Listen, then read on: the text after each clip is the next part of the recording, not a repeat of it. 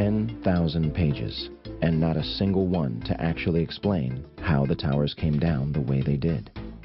NIST admitted in April 2007 that they are unable to provide a full explanation of the total collapse. They depend on a professor, a civil engineering professor from Northwestern University, Dr. Zednik Bazant, who did an analysis where he claims a progressive collapse could collapse the building.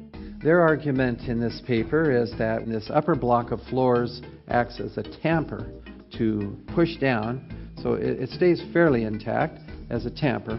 Makes some sense, right? But wait a minute, how about Newton's third law, which says that if the upper block exerts a force on the lower block of floors, the lower block exerts an equal force, students, on the upper block, equal. If, according to the pile driver theory, the top section here, say this is the 96th floor, should interact with the 94th floor and crush the 94th floor, then the 96th floor should be crushed as well. But in the pile driver theory, you imagine that this whole section goes all the way through all 90 floors and each time crushes the next floor. If you take two objects, which you can crush, and squeeze them together, you crush both of them. This is Newton's third law.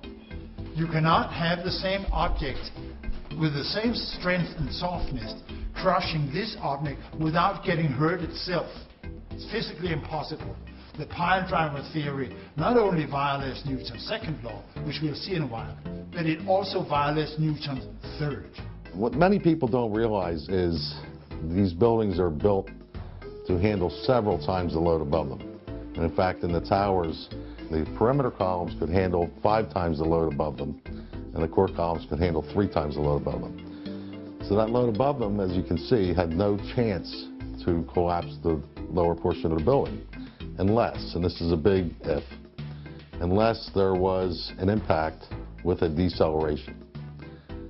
What happens there is the force is amplified, and it's amplified because the deceleration is many times the rate of gravity.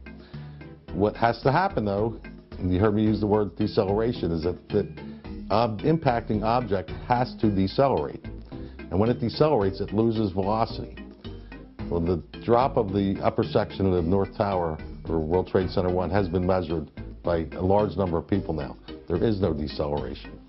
The fact that there is no deceleration shows that there was no impulsive load or amplified load.